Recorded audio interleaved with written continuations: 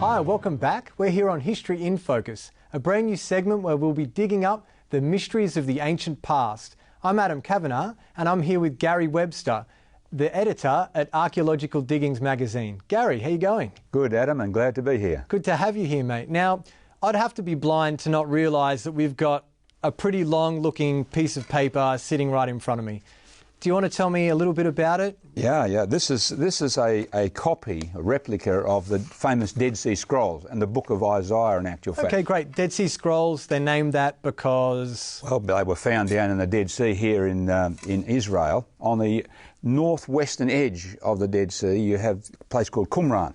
Okay. And they discovered you can see these caves here. Not a highly attractive looking place to hang out. Not really, but very, very hot. But a couple of kids, actually, Bedouin boys, were minding their goats up here back in 1947, and basically they discovered these old scrolls. Okay, great. And what kind of, so what's on the scroll? You said Isaiah? Well, first of all, let's talk about their age, because they're very expensive, and being old is one of the reasons. These date back to about 100 to 200 BC. So 100 to 200 years before Christ. Exactly, yeah. Okay. They knew that based on coins they found with some of the scrolls, the style of the script, because script styles change through time. So the experts know this comes from that period, and also from radiocarbon dating. So these are very old. Okay, great. And what kind of thing, when we look at them, what are we expecting to read? Well, I think first of all,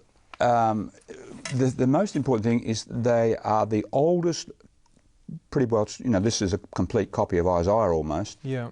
1,000 years older than the previous one that they had. Now, the reason it became fascinating for scholars was this.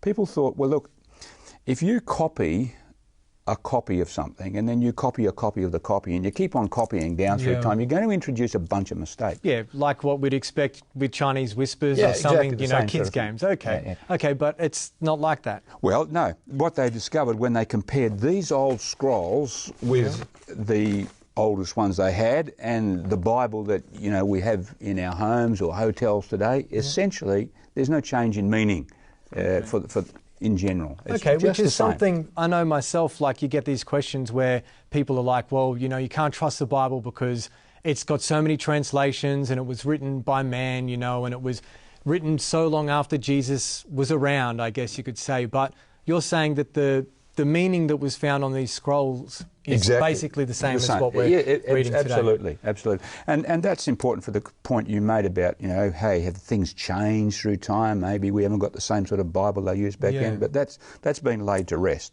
And even now we have an older copy of a part of the Bible, some little silver scrolls. They date back to about 600 BC, and they are saying the same thing we have in the Bible today too.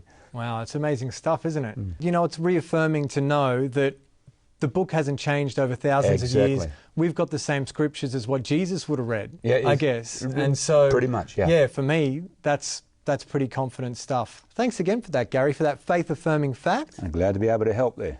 Don't go anywhere. Stay tuned. We'll be back with more Record in Focus right after the break.